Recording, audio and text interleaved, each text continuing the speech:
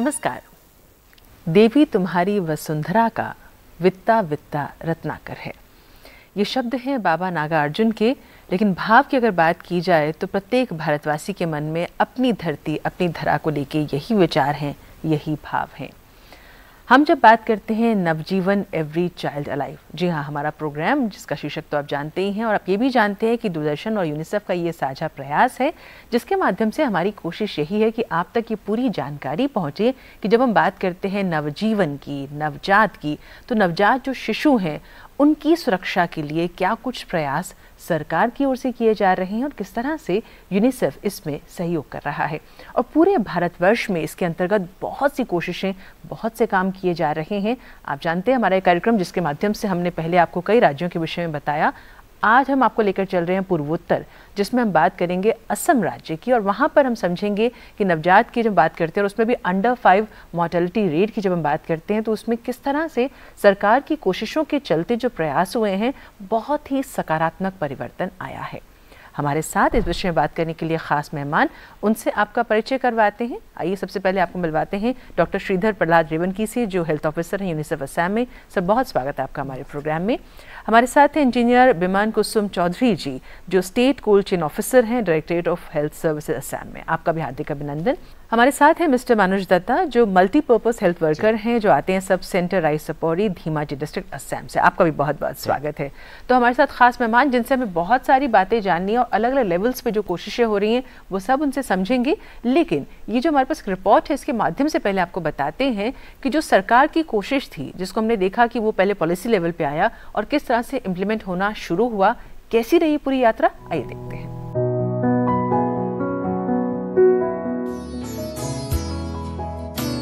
मीजल और रूबेला जैसे संक्रामक रोग से असम राज्य को मुक्त करने के लिए राज्य सरकार ने 2017 वर्ष के अगस्त महीने में ही MR टीकाकरण व्यवस्था को लागू किया था। एक अंतर्राष्ट्रीय संस्था की ओर से समीक्षा के दौरान यह पता लगा है कि MR टीकाकरण से वंचित लगभग 2.6 मिलियन लोग हर साल अपना जान गंवाते हैं। परंतु ये कष्टदायक संक्रामक रोग जितना खतरनाक है उतना ही आसान है इससे मुक्ति पाना भी। इसी बात को ध्यान में रखते हुए असम सरकार ने यह टीकाकरण व्यवस्था का शुरुआत किया था और इसी व्यवस्था के अंतर्गत असम सरकार के स्वास्थ्य और पारिवारिक कल्याण विभाग ने यूनिसेफ के सहयोग में गुवाहाटी के बेतकुसी स्थित नेशनल पब्लिक स्कूल कैंपस में 24 सितंबर को MR टीकाकरण कार्यक्रम का आयोजन किया था। यह कार्यक्रम के अंतर्गत 5 से 15 वर्ष आयु के लगभग 500 से भी अधिक छात्राओं को टीकाकरण करने का लक्ष्य हाथ में लिया गया। इसी संदर्भ में हमने बात की थी चिकित्सक कस्तूरी दास के साथ। मिजल और रूबेला लगभग एक ही वर्ग में आते हैं। आप रूबेला को मिजल्स की सिस्टर डिजीज भी कह सकते हैं। असल में ये दोनों ही संक्रामक रोग है। यह एक इंसान से दूसरे इंसान तक बड़ी आसानी से फैल सकते हैं। सर्दी, जुकाम, बुखार, खांसी और रसेस जैसा सिम्टम दिखाई देता है जब भी आप मिजल या फिर रूबेला का शिकार होते हैं। ये दोनों रोगों की जटिलताएं ही इसकी समस्या है। अगर गर्भवती महिलाओं को यह बीमारी होता है, इसका असर बच्चे पे पड़ना लगभग तय है। इससे दिल की बीमारी, न्यूरोलॉजिकल डिफेक्ट, अंधापन, बहरापन, यह सब जटिलताएं आ सकता है। और आपको मैं बताऊं, दुनिया के 1/3 रोगी तो भारत में ही पाए जाते हैं। नेशनल पब्लिक स्कूल के अध्यक्ष प्रभाती विश्वास ने भी असम सरकार के द्वारा लिया गया यह कार्यक्रम का काफ़ी सराहना किया। ये एक बहुत ही महान कार्य है जो एराडिकेशन प्रोग्राम इन्होंने MR का किया है, मीजल्स और रूबेला का। और ये एक प्राइवेट नर्सिंग होम में या प्राइवेट हॉस्पिटल में अवेलेबल नहीं है, ये सिर्फ गवर्नमेंट से ही पॉसिबल है। तो हमारे पास एक पेरेंट पोर्टल ऐप है, जैसे व्हाट्सएप होता है उस तरह से पेरेंट पोर्टल ऐप है। इसके थ्रू हमने इसका प्रचार किया पहले और सारे पेरेंट्स को पहले जागरूक किया, बच्चों को बताया, जो थोड़े क्लास 2 एंड अबव थे उनको बताया, पैम्फलेट्स दिए और उसके बाद फिर हमने इसको कंडक्ट किया और हमने पेरेंट्स से भी कंसेंट मांगा, क्योंकि कुछ बच्चे इसमें ऐसा क्लॉज भी है कि मान लीजिए कोई बच्चा बीमार है, किसी को फिट या कन्वल्शन की बीमारी है, तो ऐसे बच्चों को हम ये टीका नहीं दे सकते हैं। तो उनका कंसेंट भी ले लिया कि कोई ऐसी बीमारी तो नहीं है।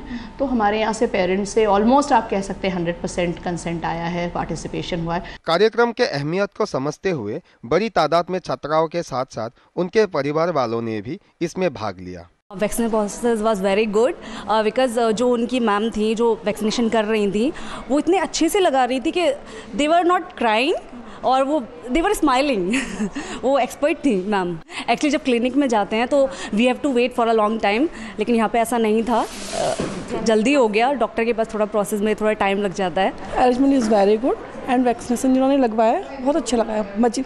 All kids are very happy, बिल्कुल पेन ही फील नहीं किया इन लोगों ने। He was very excited for this camp. और बच्चों को भी इतना दिक्कत नहीं हुआ क्योंकि वो लोग अपने फ्रेंड सर्कल में कर रहे हैं, तो डर भी थोड़ा कम लग रहा है उन लोगों को।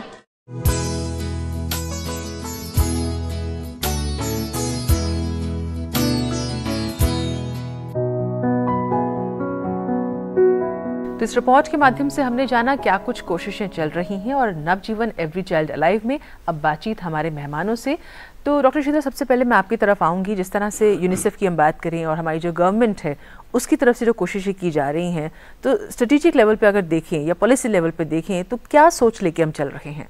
हमारा जो मेजर मकसद है जो मैटरनल मोर्टेलिटी रेट को कम करना है और अंडर 5 मोर्टेलिटी को कम करना है। हमारा जो सस्टेनेबल डेवलपमेंट गोल्स है 2030 के माध्यम के हमको जो रीच करना है, ये जो मेजर गोल्स है हमारी सरकार की तरफ से और यूनिसेफ का भी ये प्रायोरिटी रहा है। लेकिन सही बात ये है कि असम का जो मैटरनल मोर्टेलिटी रेशियो है जो भारत में सबसे ज़्यादा है, जो अभी 237 हम बोल रहे हैं कि पर 1 लाख लाइव बर्थ्स, और अंडर 5 मोर्टेलिटी भी हमारा सबसे ज़्यादा है नेक्स्ट टू मध्य प्रदेश जो 52 पर 1000 लाइव बर्थ्स है। लेकिन अगर आप सरकार की या यूनिसेफ की तरफ से आप परफॉर्मेंस देखेंगे, ये तो करंट सिचुएशन है, लेकिन पिछले 10 साल पहले अगर आप देखेंगे तो असम का MMR 480 था और अभी 237 है। करीबन मोर देन 243 पॉइंट्स डिक्लाइन हुआ है। सिमिलरली अंडर 5 मोर्टेलिटी आप अगर देखेंगे 73 था और अभी 52 है। ऑलमोस्ट 21 पॉइंट्स डिक्लाइन है। तो आशा है कि सरकार की तरफ से मेहनत भी चल रही है and we are seeing that result on ground also. बिल्कुल ठीक बात है। अब मैं मिस्टर चौधरी आपसे समझना चाहूँगी कि जो अभी डॉक्टर श्रीधर बता रहे हैं, सरकार कोई भी चीज़ जो है वो टारगेट लेके चलती है कि हमें ये सब कवर करना है और इस तरह से हम चाहते हैं कि रिजल्ट सामने आए, लेकिन वो पूरा एक प्रोसेस है जिसमें बहुत से स्टेप्स, बहुत से लेयर्स होते हैं, बहुत से लोगों की इन्वॉल्वमेंट होती है। आपसे समझना चाहेंगे कि उस जो पूरी कोशिश है सरकार की ग्रासरूट लेवल तक पहुँचे, उसके लिए अपनी भूमिका किस तरह से आप बताएंगे? सरकार का तरफ से जो कोशिश है, तो पहले तो हमारा रूटीन इम्यूनाइजेशन में वैक्सीन प्रिवेंटेबल डिजीज़ जो है उसके लिए जैसे polio vaccine, measles vaccine, hepatitis B vaccine, recently introduce किया RVV रोटावायरस वैक्सीन। तो ये सब वैक्सीन इंट्रोड्यूस किया है ताकि बच्चों को जो मोर्टेलिटी रेट है उसका कुछ असर पड़े, उसके कुछ रिड्यूस हो। जैसे फॉर एग्जांपल आपका रोटावायरस जो है जैसे वो रिड्यूस करते हैं ड्यू टू डायरिया जो डेथ होते हैं, डायरिया को रिड्यूस करते हैं। मीजल्स जो वैक्सीन है और मीजल्स आउटब्रेक जो होते हैं, कोई बच्चों को डेथ हो जाते हैं, उसको रिड्यूस करने के लिए ये एक महत्वपूर्ण है। तो ये सारे जो वैक्सीन हैं, तो वैक्सीन का भूमिका बहुत ज़्यादा है टू प्रिवेंट डिजीज़। इन दिनों हमारा स्टेट में MR वैक्सीनेशन चालू है, मीजल्स रूबेला वैक्सीनेशन कैंपेन चल रहे हैं। तो वो वैक्सीन के लिए 9 मंथ्स टू 15 ईयर्स जो बच्चे हैं उसको हम कवर करने का कोशिश कर रहे हैं। तो उसको हम लोग जो टारगेट फिक्स्ड किया है, मतलब हाउस टू हाउस सर्वे करने के बाद, स्कूल सब सर्वे करने के बाद हम लोग ये फिक्स्ड कर पाए जो हमारा अबाउट 95 लाख बच्चों है 9 मंथ्स टू 15 ईयर्स। उसके लिए हम लोग प्रिपेरेटरी फेज़ में 2 महीना पहले से हम लोगों ने प्रिपेरेटरी फेज़ में काम किया है। जैसे स्टेट लेवल में हम लोग वर्कशॉप किया है। सब वर्कशॉप में सारे मेडिकल ऑफिसर जितना है स्टेट के इम्यूनाइजेशन प्रोग्राम के अंदर करीबन 2700 मेडिकल ऑफिसर हम लोगों ने ट्रेन किया है। फिर हमारा ANM है 11,000 ANM, उनको हम लोग ट्रेन किया है। देन आशा है 31,000 आशा है, उन लोगों को हम लोग ट्रेन किया है। देन आंगनबाड़ी वर्कर है 60,000 आंगनबाड़ी वर्कर है, उन लोगों को हम लोग ट्रेन किया है। ये बहुत इंटरेस्टिंग आप बता रहे हैं। रिपोर्ट में भी देखा किस तरह से जो है कोशिश को हम आगे पूरे कितने बड़े स्केल पे करने की कोशिश कर रहे हैं। मिस्टर दत्ता, मैं आपसे पूछना चाहूँगी, आपसे और भी हम जानेंगे इसके बारे में। ये जो भी सरकार कोशिश करेगी या जितने लोग इसमें इन्वॉल्व होंगे, वो सब तभी फायदा है कि जब जो एक्चुअल हमारा टारगेट है वो हम अचीव कर पाएं। उसके लिए आप लोग जो फ्रंटलाइन वर्कर्स की तरह काम करते हैं या उनको साथ लेके चलते हैं, उनके लिए बहुत सारे प्रॉब्लम्स भी होते हैं, चैलेंजेस भी होते हैं। तो जनरली आप किस तरह से लोगों को कन्विंस करते हैं, किस तरह से अवेयर करते हैं? जी जरूर, ये देखिए कि हमारा जो ग्रास रूट लेवल में जो भी काम है उसके लिए हम लोग जो भी हमारा सेशन साइट्स है, मतलब इम्यूनाइजेशन डे में जो देखिए वेडनेसडे को एक गांव में होता है, तो वहाँ ANM, आशा, आंगनबाड़ी और हम भी रहते हैं MPW। तो वहाँ हम लोग क्या करते हैं, कोई भी प्रोग्राम हो, जो भी प्रोग्राम है उसके आगे में हम लोग सब वहाँ में दे देते हैं जो भी इंफॉर्मेशन है। तो उस गांव में देखिए एक बार हो गया, तो इसके नेक्स्ट वीक में दूसरे गांव में, तो ये भी है। और ये जितने भी मतलब रिलीजियस लीडर्स और गांव का बुजुर्ग होता है उनके साथ भी हम लोग मीटिंग करते हैं। आशा दीदी और आंगनबाड़ी वर्कर भी होम विजिट के दौरान लोगों से बात करते हैं। तो जितना हो सके हम लोग कम्युनिकेट करना चाहते हैं मास से, तो जाके बाद में इम्प्लीमेंट हो जाता है, मतलब ये सब। राइट जी। डॉक्टर श्रीधर, हम जो समझ पा रहे हैं उसमें ये कि सरकार की कोशिश बहुत अच्छी है और बहुत लोगों की इन्वॉल्वमेंट है, रिसोर्सेज हैं, फंड्स हैं, और डिजिटली जैसे हमने देखा कि चीज़ें वो भी अब इसमें ऐड ऑन हो रही हैं कि हर तरह से हाईटेक चीज़ें होनी चाहिए और रिजल्ट में भी दिखना चाहिए। हम जब इसमें बात करते हैं कि हर आदमी तक, जैसे अगर आज हम असम की बात कर रहे हैं, तो वहाँ पे हर व्यक्ति तक ये सारी इन्फॉर्मेशन भी पहुँचे, फैसिलिटी भी पहुँचे, इसको अश्योर करने के लिए क्या एफर्ट किए जा रहे हैं? अगर असम की अगर हम पूरा स्टेट का टोपोग्राफी या जोग्राफिकल चैलेंजेस देखेंगे कि ये जो हर आदमी को जो पहुंचाने का जो तकलीफ है, वो इस तरह से हम देख सकते हैं कि ये 4 तरीके के चैलेंजेस है असम में। एक तो टी गार्डन पॉपुलेशन है। सो अगर हम देखेंगे कि 700 से ज़्यादा टी गार्डन असम में हैं, और ये टी गार्डन करीबन 20% पॉपुलेशन असम की बनती है। और इधर जो सुविधा प्रोवाइड करना है वो टी मैनेजमेंट की रिस्पॉन्सिबिलिटी है, लेकिन आधे से ऊपर टी गार्डन के अंदर अस्पताल नहीं है, और जहाँ पे अस्पताल है वहाँ पे डॉक्टर्स नहीं है। सो ये एक मेजर चैलेंज है जहाँ पे हमको पहुँचाने का तकलीफ है। सेकंड जो मेजर एरिया जो है असम में है वो बॉर्डर एरियाज़ है। असम एक ऐसा राज्य है जो यूनिक है पूरे कंट्री में कि उसको 2 इंटरनेशनल बॉर्डर्स हैं, एक भूटान है, ऊपर नीचे बांग्लादेश है, और 8 स्टेट्स उसके बॉर्डर एरियाज में आते हैं। वेस्ट बंगाल से लेके अरुणाचल, नागालैंड, मणिपुर, मिजोरम, त्रिपुरा, ये सारे असम से घिरे हुए हैं। सो ये बॉर्डर एरियाज में जो हार्ड टू रीच एरियाज हैं, कॉन्फ्लिक्ट एरियाज हैं, उन जो नॉन रेवेन्यू विलेजेस हैं, जो फॉरेस्ट एंक्रोचमेंट एरियाज हैं, सो यहाँ पे सर्विसेज पहुँचाना सेकेंड डिफ़िकल्टी है। और थर्ड जो डिफ़िकल्टी है वो रिवराइन एरियाज़ या सौर एरियाज़ हम बोलते हैं असम में। सो जो ब्रह्मपुत्र रिवर की जो पूरा बहती है जी, सो करीबन 2000 से ऊपर ऐसा छोटे छोटे आइलैंड्स है, हैमलेट्स है, जहाँ पे पॉपुलेशन रहती है, वहाँ पे सर्विसेज पहुँचाना डिफ़िकल्ट है। सो इसके साथ 2 ऐसे डिस्ट्रिक्ट्स है, बड़े डिस्ट्रिक्ट्स जो दिमा हसाओ और कार्बी आंगलांग हम बोलते हैं, वो हिली एरियाज़ हैं जहाँ पे एरिया बहुत ज़्यादा है लेकिन पॉपुलेशन बहुत कम है। सो ये डिफ़िकल्टी एरियाज़ है। लेकिन इसका को जिस तरह से अप्रोच किया गया है, like for tea gardens, Bharat Assam सरकार की तरफ से 80 मोबाइल मेडिकल यूनिट्स हैं। सो ये करीबन 400 से ऊपर टी गार्डन्स को ये लोग कवर करते हैं, सारे सर्विसेज देते हैं। सो उसके अलावा आसाम सरकार ने एक मैटरनिटी बेनिफिट स्कीम अनाउंस किया है। सो जो हर प्रेग्नेंट वुमेन को 12,000 रुपये मिलेगा उनको पहले 2 डिलीवरी के लिए। और सिमिलरली ये जो रिवराइन एरियाज हम बोल रहे हैं, वहाँ पे बोट क्लिनिक्स चालू हुई है। सो करीबन 15 बोट क्लिनिक्स है, और इवन बोट क्लिनिक्स दिन में जा सकती हैं, लेकिन रात को रेफरल करने के लिए बोट एम्बुलेंसेस भी हैं। सो जिसका नाइट नेविगेशन भी उसके पास है। और उसके अलावा जो बाकी एरियाज में हमको कवर करना है, जो जननी शिशु सुरक्षा कार्यक्रम नाम के एक कार्यक्रम है, जहाँ पे फ्लेक्सिबिलिटी ट्रांसपोर्ट अलाउंसेस देते हैं कि अगर कोई भी साधन से वो लोग अस्पताल पहुँचेंगे तो उनका जो आने जाने का खर्चा है वो सरकार रिइम्बर्स कर लेती है। सो दिस इज़ हाउ कि कॉम्प्रिहेंसिवली वो लोग कि that every child alive, that every child should be reached. बिल्कुल ठीक बात है। तो मिस्टर चौधरी, अब ये जो हमने जाना बहुत अच्छा लग रहा है सुन के, किस तरह से हर आदमी को इंडिविजुअली कोशिश किया जा रहा है कि उसको इसमें शामिल किया जाए, उनको अश्योर किया जाए उनकी हेल्थ को लेकर।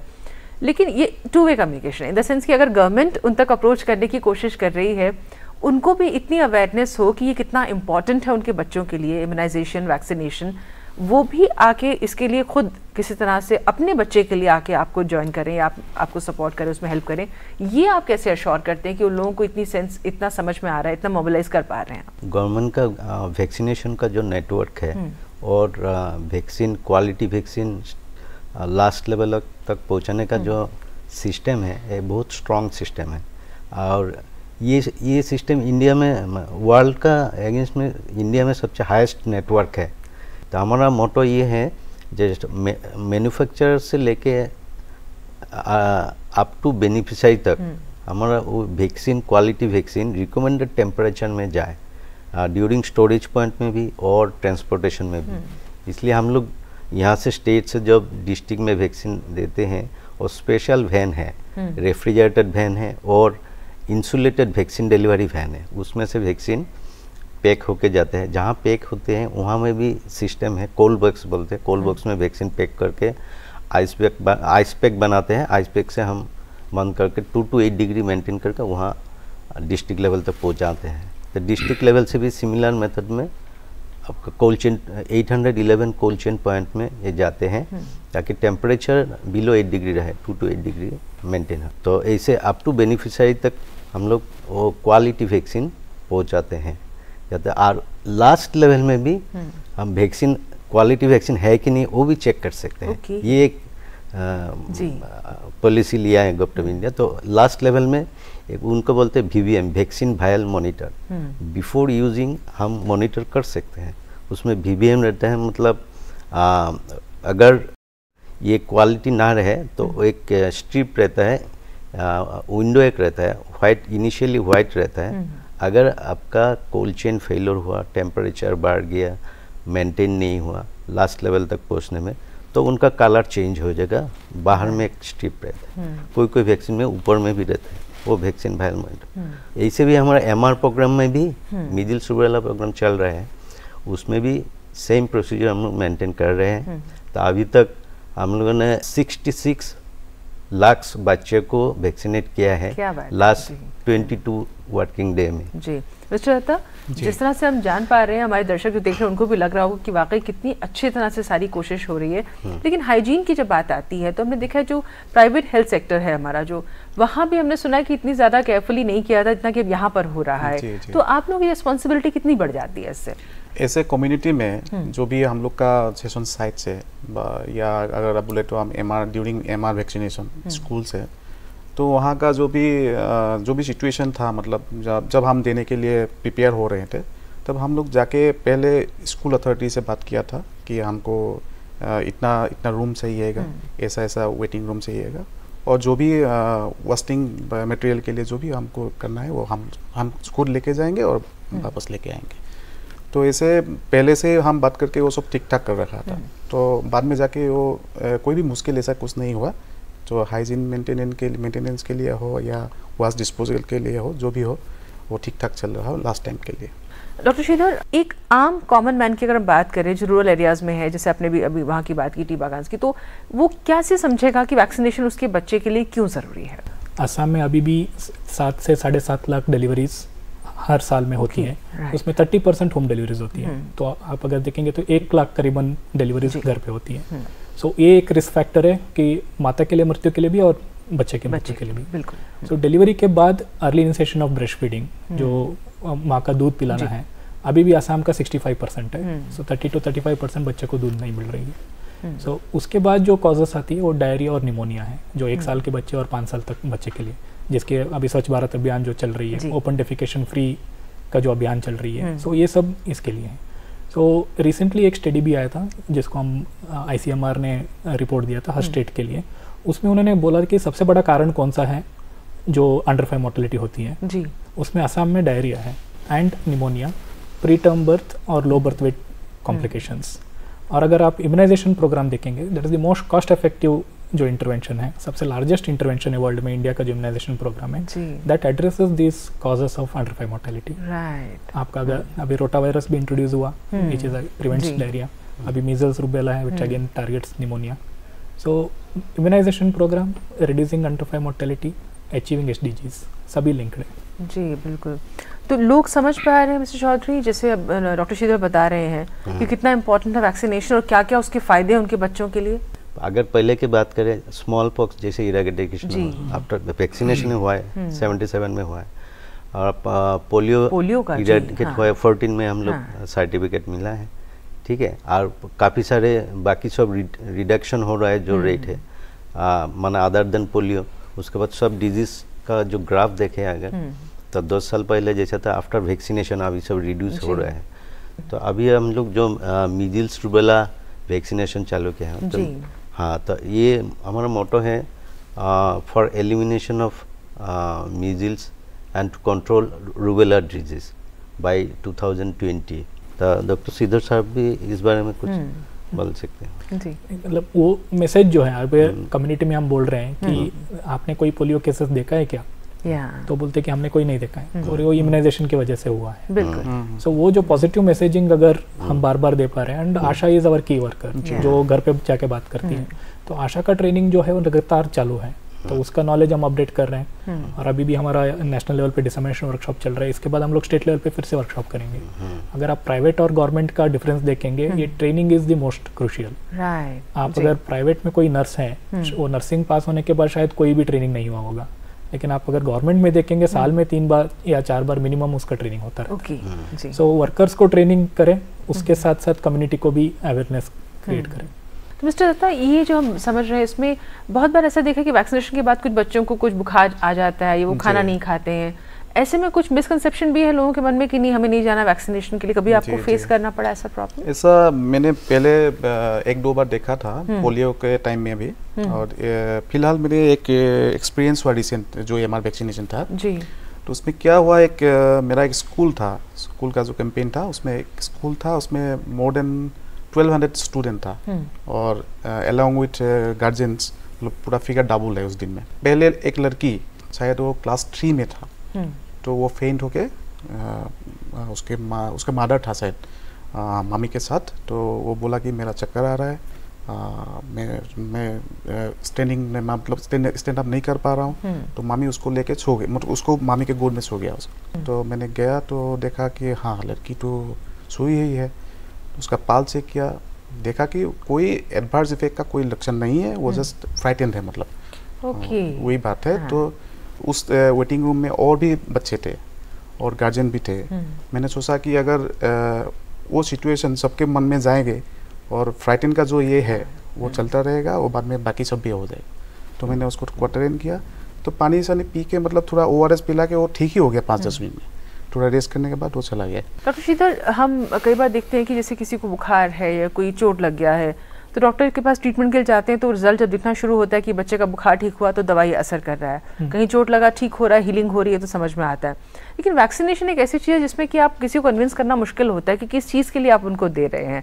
तो इस तरह को अगर बात को हम देखें तो उनको सेंसिटाइज करने के लिए, मोबिलाइज करने के लिए ये भी एक चैलेंज कभी रहा है, क्योंकि एडुकेटेड नहीं है वहाँ पर लोग ज़्यादा मदर्स। इम्यूनाइजेशन प्रोग्राम देखेंगे, जैसे आसाम का अगर आप NFHS 4 का डेटा देखेंगे तो immunisation full coverage was 47% only, मतलब हर 2 बच्चे में एक बच्चा सारे वैक्सीन नहीं लिए थे। और इसका अगर कारण देखने गए, सो जो मेजर प्रोपोर्शन था 30-40% ऐसा बोल रहे थे कि अवेयरनेस का प्रॉब्लम है, और बाकी जो 30-40% है वो बोल रहे हैं कि उनको they are fearing of side effects होगा, ये उनके लिए फियर है। तो इसकी वजह से वो लोग सारे वैक्सीन नहीं ले रहे हैं। सो वो चैलेंज इज नोन और एविडेंस भी है उसके लिए। लेकिन उसके लिए जब ANM उनको वैक्सीनेशन देती है तो हम लोग 4 की मैसेजेस के बारे में बात करते हैं।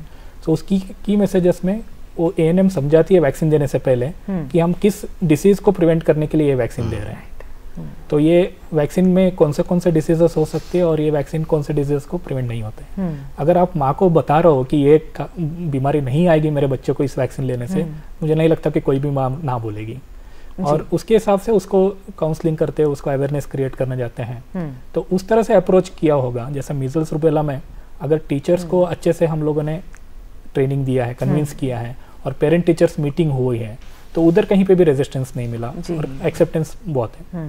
इनके केस में वो बच्चा बीमार, सामने देखा सारे बच्चे कि ये बच्चे फेंट होके गिरे, लेकिन बाकी सारे बच्चे ने वैक्सीन लिया, किसी ने भी उसको। तो वो जो कम्युनिकेशन है वो की है।